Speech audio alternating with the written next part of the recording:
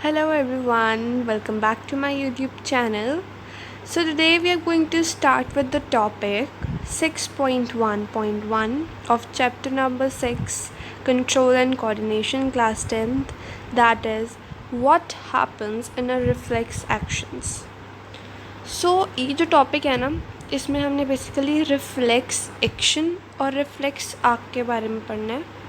ठीक है, तो ये टॉपिक बहुत ज़्यादा ना मतलब कि वैसा टॉपिक है जो हम प्रैक्टिकली एक बार ही कर चुके हैं अपनी लाइफ में, तो समझने में it would be very easy. So पहले तो हम ये समझते हैं कि रिफ्लेक्स एक्शन क्या होता है. ठीक है, तो रिफ्लेक्स एक्शन तो होता है एक automatic unconscious and involuntary response of effectors. चलो अब ये छोड़ो, पहले ये बताओ कि रिफ्लेक्स क्या होता है. What is reflex. सो अब यहाँ पे आप देखोगे ना, तो ये फर्स्ट लाइन में इसकी डेफिनेशन लिखी है ये रही. तो what is reflex. Reflex is a word commonly used when we talk about a certain action. ठीक है, एक सर्टन एक्शन हो रहा है किसी चीज़ का, उसे हम कहते हैं रिफ्लेक्स. बट ये साइंस है, इसमें हमें प्रॉपर डेफिनेशन लिखनी पड़ेगी. So reflex is a word when certain action takes place in response to something in the environment. तो रिफ्लेक्स क्या होता है, एक वर्ड जो कि एक सडन एक्शन है किसके लिए, एक रिस्पॉन्स के लिए इन्वायरमेंट को. ठीक है, तो ये होता है रिफ्लेक्स. अब नेक्स्ट है we say I jumped out of the way of the bus reflexly. मतलब कि मैंने बस से जंप कर दिया रिफ्लेक्सली, मतलब सडनली. ये नहीं कि मैंने 1-2 घंटे पहले सोचा हुआ था कि मैं जंप कर दूंगा, मैंने एकदम से जंप करा. So that's called रिफ्लेक्सली.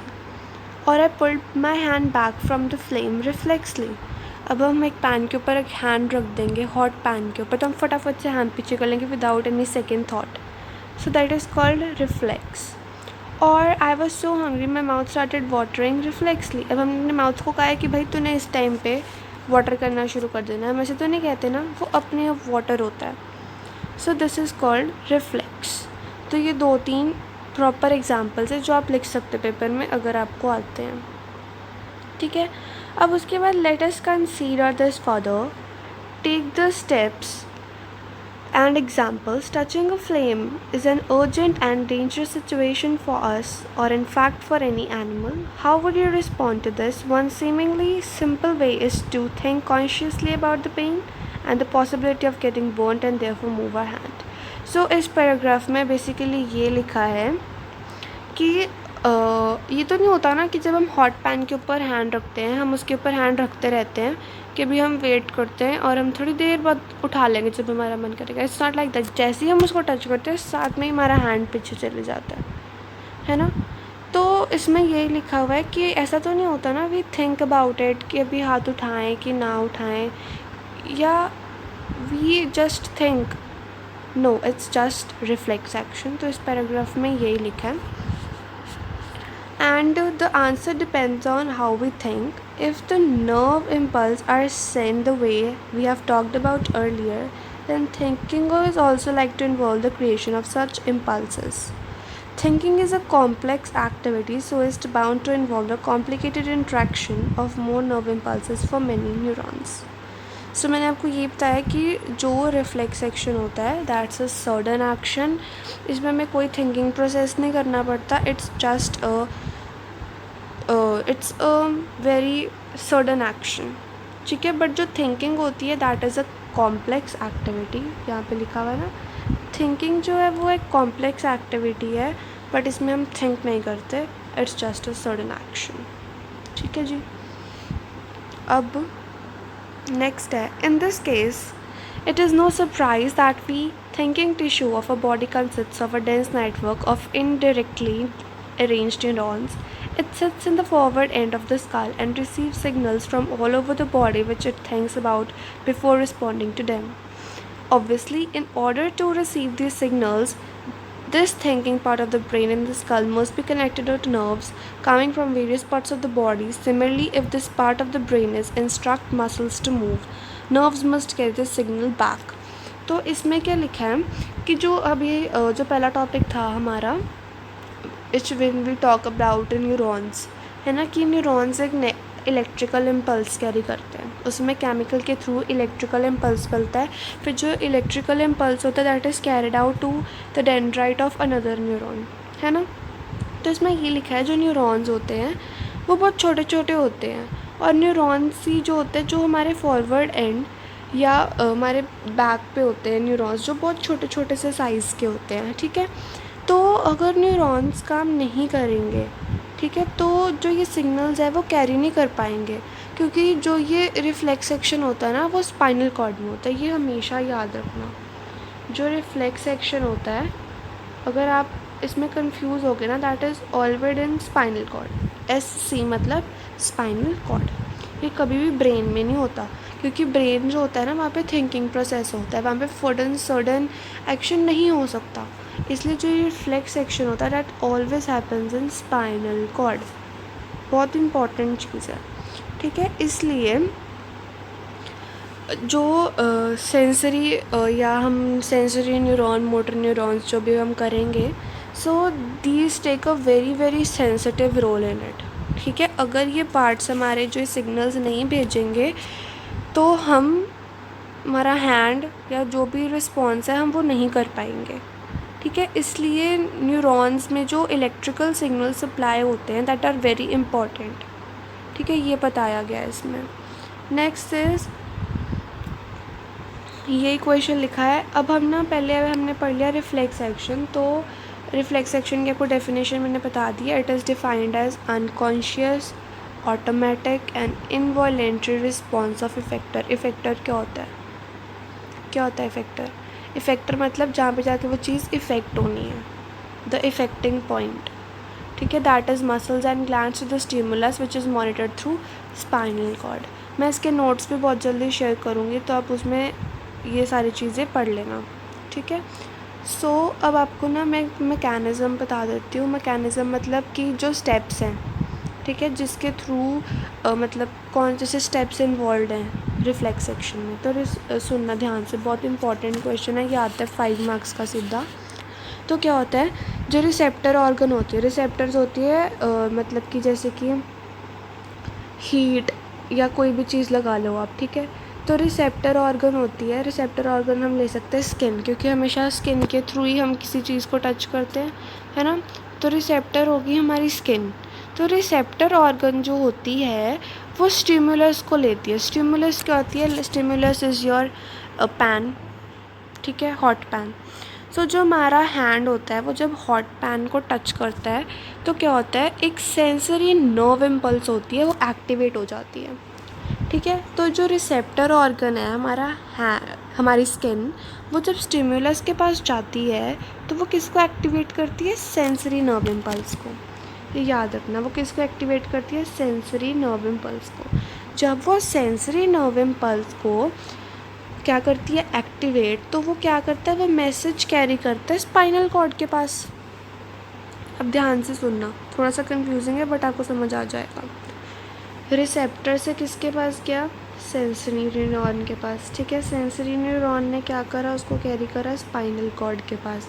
अब स्पाइनल कॉर्ड क्या करेगी? स्पाइनल कॉर्ड के अंदर जो न्यूरॉन्स होते हैं, स्पाइनल कॉर्ड के अंदर होते हैं ना न्यूरॉन्स, तो जो स्पाइनल कॉर्ड के अंदर न्यूरॉन्स होते हैं वो जो ये होता है ना सेंसरी नर्व इम्पल्स, है ना, इसे किसको दे देती है? मोटर न्यूरॉन को। और मोटर न्यूरॉन क्या करती है?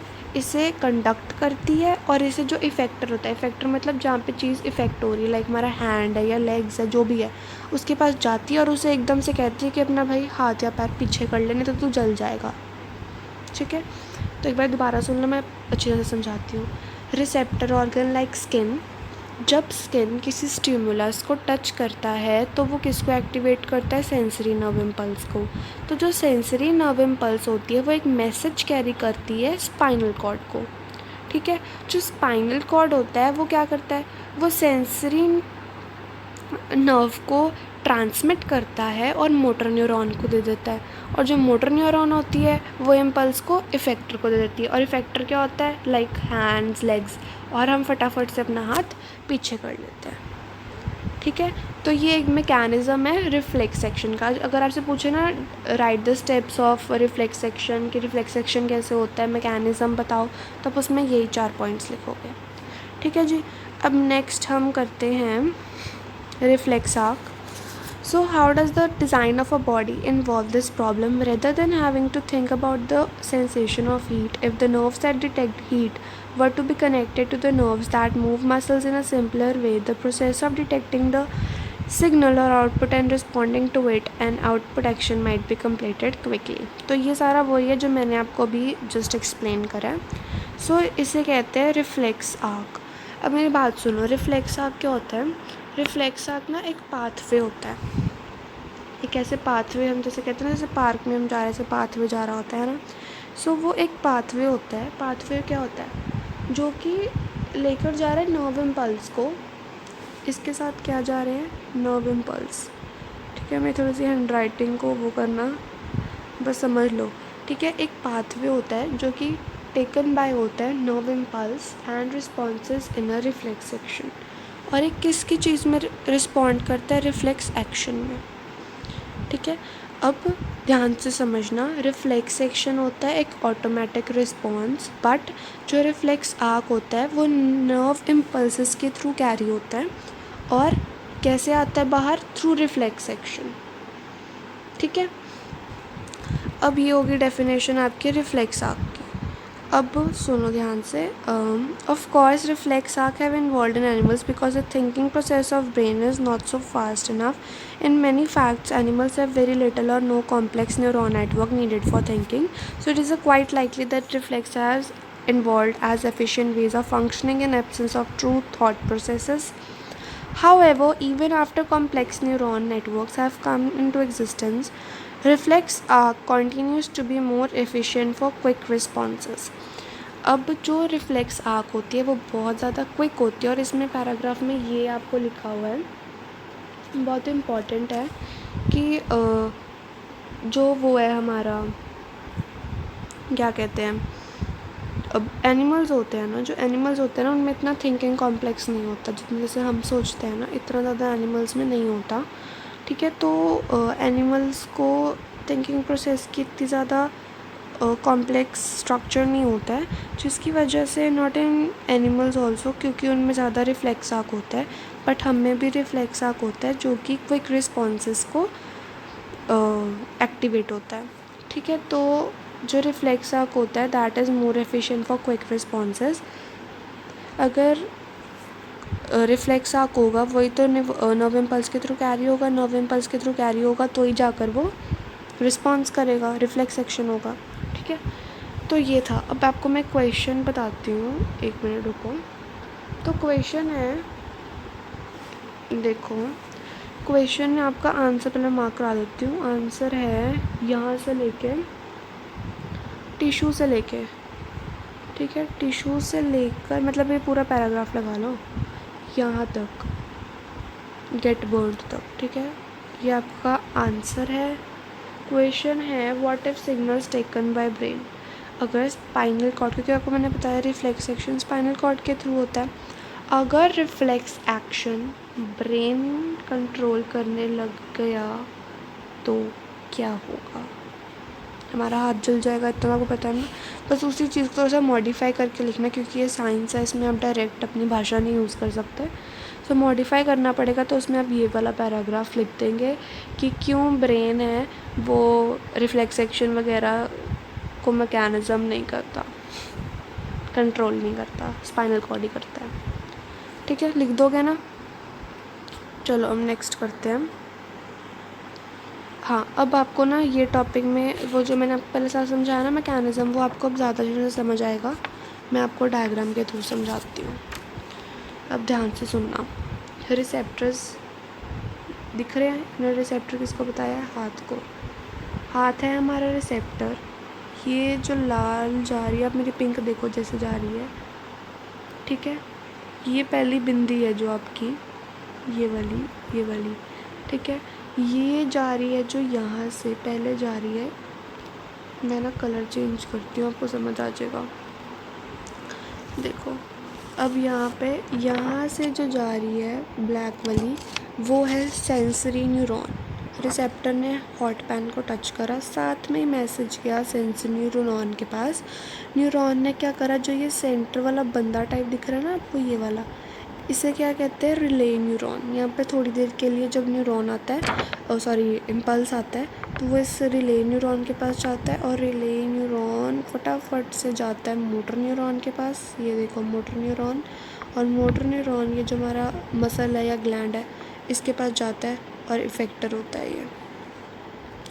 एक बार क्लियरली बताती हूँ ध्यान से। ये रहा हमारा रिसेप्टर, सेंसरी न्यूरॉन के पास गया, रिले न्यूरॉन के पास गया, रिले न्यूरॉन ने मोटर न्यूरॉन के थ्रू इसे इफेक्टर के पास भेजा, और इफेक्टर ने इसको क्या किया, हाथ को पीछे खींच लिया। ठीक है, तो यहाँ से गया स्पाइनल कॉर्ड का पार्ट ही है ना, ये सारा ऊपर लिखा है ना स्पाइनल कॉर्ड। ठीक है, अब आप सोचोगे कि यहाँ पे क्यों लिखा है message to the brain. Brain को मैसेज इसलिए भेजा जाता है, क्यों, मतलब प्रोसेस तो स्पाइनल कॉर्ड ही करता है, बट जो मैसेज है वो ब्रेन को भेजा जाता है क्योंकि जो ब्रेन है ना वो इसको स्टोर कर ले, इस इन्फॉर्मेशन को स्टोर कर ले, ताकि फ्यूचर में हमें कोई दिक्कत ना हो। ठीक है, सो अब ये प्रॉपर मैकेनिज़्म याद रखना, मैंने बहुत अच्छे से समझा दिया, मुझे भी याद हो गया। ठीक है, तो रिफ्लेक्स का मैकेनिज़्म यही होता है, effector to sense neuron, sense neuron to spinal cord, spinal cord neuron, motor neuron and then effector. ठीक है, अब ये सारा मैकेनिज़्म है आपका। होप आपको अच्छी तरह से ये टॉपिक समझ आ गया हो। कोई भी आपको टॉपिक नहीं समझ आया या आपको कुछ भी पॉइंट पे नहीं समझ आया, मुझे कमेंट कर देना। आई विल मेक श्योर कि मैं आपको दोबारा किसी वीडियो में समझा दूँ। So hope you all guys like it. अच्छी तरह से कर लेना, मैं नोट्स बहुत जल्दी अपलोड कर दूँगी। So wait for my next video topic. जो भी टॉपिक चाहिए मेरे को कमेंट कर देना, I will bring video soon. Thank you, और पढ़ लो, सितंबर आ रहा है। बाय।